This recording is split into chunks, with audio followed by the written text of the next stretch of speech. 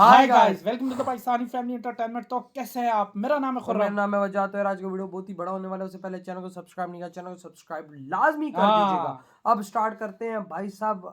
जब भगवान जी हमसे परीक्षा लेते हैं तो क्या क्या घटनाएं घट सकती हैं? हैं एक घटनाएं? इंसान के साथ। हाँ अच्छा, मतलब जब परीक्षा ले रहे होते हैं तो क्या क्या घटनाएं घट सकती हैं यार, अब ये तो वॉच करेंगे खुरम तभी पता लगेगा भाई देखते हैं क्या होता है। बिल्कुल, तो जल्दी से वॉच कर लेते हैं।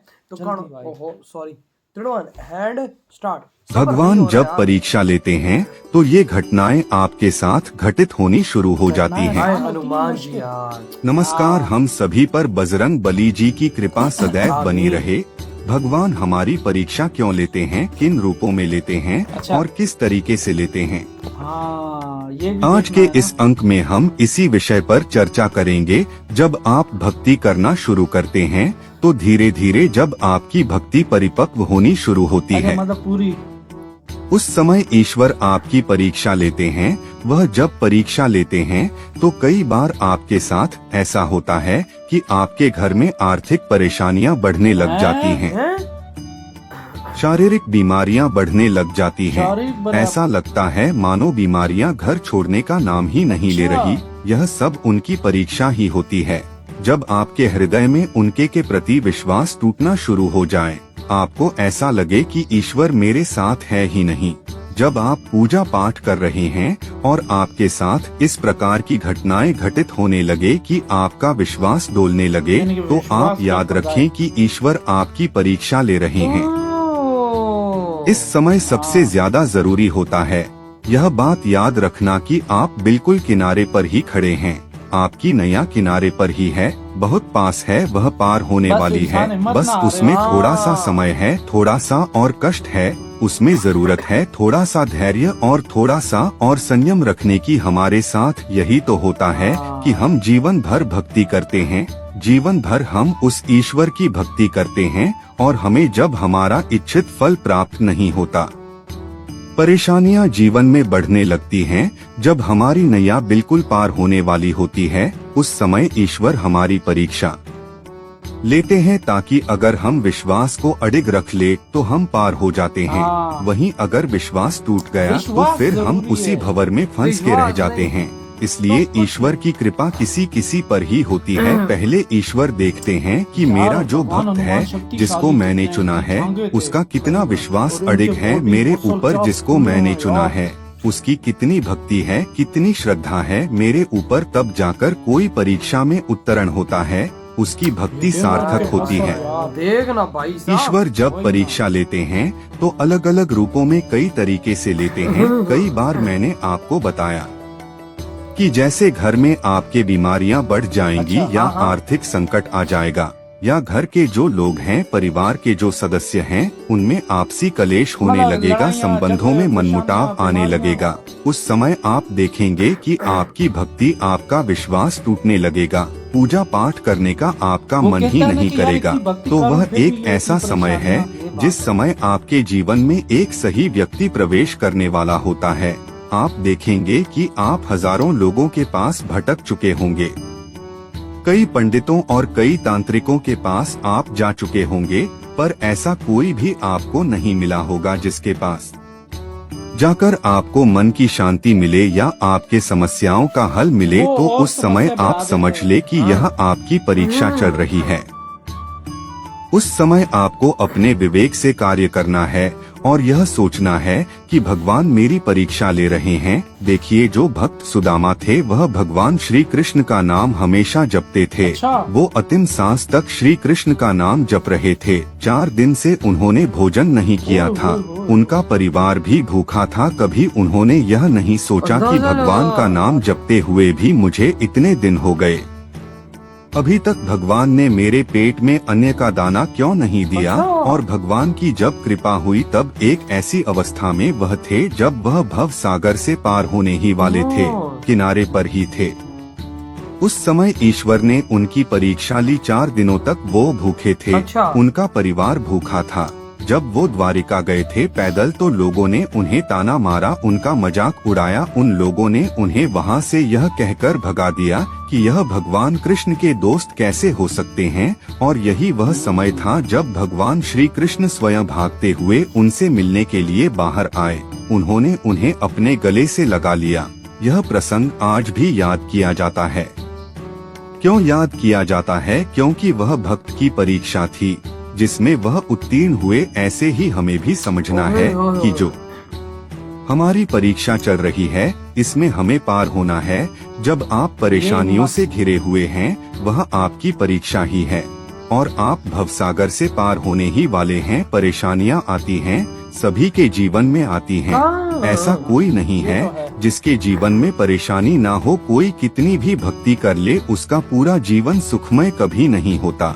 कभी ऐसा नहीं होता, चाहे वह कितना भी बड़ा भक्त हो, कितना भी बड़ा सेवक हो, कितनी ही भक्ति करता हो, कितनी ही तपस्या करता हो, पर कभी उसके साथ यह नहीं होता कि उसको सिर्फ और सिर्फ सुख ही मिले। ऐसा कभी नहीं होता। आपके कर सुख और दुख साथ में जो आपने किए हैं, भक्ति एक अलग मार्ग है। आपके कर्म तो आपको भोगने ही होंगे और जब आपके कर्म की अवधि समाप्त हो जाएगी तब आपके जीवन में एक ऐसा व्यक्ति प्रवेश करेगा जो आपको इन सारी समस्याओं से छुटकारा दिला देगा। पर वह जब समय आता है तब आपकी परीक्षा का समय होता है। आपकी ईश्वर परीक्षा लेते हैं। आप उन कर्मों को जब भोगते हैं और ईश्वर की भक्ति करते चले जाते हैं, अपनी भक्ति में कभी भी आप रुकावट आने नहीं देते, तब जाकर के आप लोहे से सोना बनते हैं। आप और निखर कर आगे आते हैं और ऐसे ही लोग ईश्वर को प्रिय होते हैं। ऐसे ही लोग ईश्वर को प्रिय होते हैं जो परेशानियों में भी ईश्वर का नाम लेते रहते हैं, जो दुख में भी ईश्वर का नाम जपते रहते हैं, जो सुख में भी ईश्वर को भूलते नहीं हैं। वही लोग उनको प्रिय होते हैं। तो कभी भी अगर आपके जीवन में परेशानियां आ रही हैं, तो यह मत सोचिए कि ईश्वर मेरी परेशानियों को क्यों नहीं मिटा रहे। ध्यान रखिए इस चीज का कि भगवान आपकी परेशानियों को नष्ट कभी नहीं करते, बल्कि वह उनको सहने की शक्ति देते हैं। परीक्षा ले रहे होते हैं। उन दुखों को सहने की शक्ति आपको प्रदान करते हैं। जब आपके जीवन में कष्ट आने लगते हैं तो उनकी भक्ति उन कष्टों को सहने की क्षमता प्रदान करती है। जब आपके जीवन में कष्ट आने लगते हैं तो ईश्वर की भक्ति आपको उन कष्टों को सहने की क्षमता प्रदान करती है। भगवान की भक्ति जब आप करते हैं तो दुख तो आएंगे ही, आपके कर्मों के अनुसार आपको दुख भोगने ही हैं। पर ईश्वर का सहारा आपको ऐसे समय में प्राप्त होता है। वह जो दुख हैं वह आपको दुख लगते ही नहीं है। आप बहुत आसानी से ऐसे तकलीफों से, इन संकटों से आप पार पा जाते हैं। आप उन्हें सहन कर पाते हैं। तो कभी भी आपके हृदय में अगर ऐसे विचार आ रहे हैं कि भगवान आपकी सुन नहीं रहे, तो आप यह समझ लीजिए कि यह आपकी परीक्षा चल रही है। ईश्वर आपकी परीक्षा ले रहे हैं और आप किनारे पर ही हैं। आप पार होने ही वाले हैं। बस इस समय आपको थोड़ी सी हिम्मत और थोड़े से धैर्य की जरूरत है। आप बिल्कुल अपने विश्वास को टूटने ना दें और अपनी भक्ति का प्रवाह और बढ़ा दें। ऐसे समय में आप अपनी भक्ति का प्रवाह और बढ़ा दें। तो मैं आशा करता हूँ यह जानकारी आपको पसंद आई होगी। इधर हुई ये वीडियो खत्म। यार यार आज हमें जानने को मिला कि भाई साहब आखिर क्या क्या होता है। यार ये नहीं कि बुरों के साथ ही तकलीफें आती हैं, बीमारियां, मुसीबतें, घर में कलेश, लड़ना झगड़ना, तकलीफें। जो भाई भगवान जी के भक्त होते हैं उनको भी ये तकलीफें आती हैं और ये भगवान जी परीक्षा ले रहे होते हैं। देखो ना, घर में जैसे कोई मुसीबतें आई होती हैं, तकलीफें आई होती हैं, घर में आपस में बहन भाई मियाँ बीवी लड़ रहे होते हैं, तकलीफें आ रही होती हैं, बीमार हो जाता है वो बंदा। तो ये सारी जो है ना वो भगवान जी उनसे परीक्षा ले रहे थे कि क्या ये इस मतलब तकलीफों में भी मेरी भक्ति जारी रखता है या मुझे भूल जाता है, या मेरा आधारण करता है कि यार ये क्या भगवान जी, मैं आपकी इतनी भक्ति करता हूँ, हर वक्त आपकी भक्ति में लीन होता हूँ, फिर भी मैं बीमार हो रहा हूँ, मेरे घर में तकलीफें हैं, मुसीबतें हैं, ये सारी सब कुछ चीजें। लेकिन क्या होता है कि आपका भगवान शिव जी कहता है कि चलो यार, अगर मैं इनकी ले रहा हूँ ना परीक्षा, ये मेरी भक्ति कर रहा, तो चलो मैं भी थोड़ा सा इम्तिहान ले लूँ, कि क्या ये इसमें थोड़ा सा यार, सब्र। यार भगवान जी तो हमेशा लेते हैं, अपने हाँ प्यारों से ही लेते हैं भाई हाँ साहब। क्योंकि अगर ये चीज ना हो तो भाई साहब इंसान का वो क्या कहते हैं, भगवान जी के वो जो होता है तो हाँ, बाहर वो कैसे शो। तो यही बात है ना कि सब्र और भगवान जी तो अपने प्यारों की पक्की लेते हैं भाई लेते हैं साहब। और देखते हैं कि इनका इरादा, इनका हाँ मतलब सब्र कैसा है, कि क्या वाकई मैं अगर जरा सी इनको तकलीफ दूं हाँ तो ये मेरी हाँ हाँ हाँ, भक्ति करने से भक्ति, हट जाएं। हाँ तो बिल्कुल। वो भाई यही कह रहे थे कि वो समझो आप किनारे पे लगे होते हो, बस आपको थोड़ा सा धैर्य रखने की सबर जरूरत होती है। सबर, हाँ। सब्र रखोगे और पुख्ता रखो, भगवान पे अपना वो ईमान अक्सर तो हम कभी कभी हिम्मत छोड़ जाते हैं ना, तो वो या एंड टाइम होता है हाँ और जाहिर उसमें हम बात है। हिम्मत छोड़ और जाते हैं। ये देखो ये चीजें होती हैं, फिर इस तरह जब आप पार हो जाओगे तो आपके लिए आसानियां, ये ना समझो कि किसी बुरे बंदे के साथ, अच्छे बंदे के साथ। और ये जिंदगी का एक जीवन है कि आपकी जिंदगी में तकलीफें और सुख आएंगे जरूर, चाहे वो भक्ति क्यों ना कर रहा हो। एग्जैक्टली यार तो मजा आ गया यार, क्यों। कसम से। तो भाई आपके क्या थॉट है, इधर ही बड़ा दम करते हैं तो तो बाय।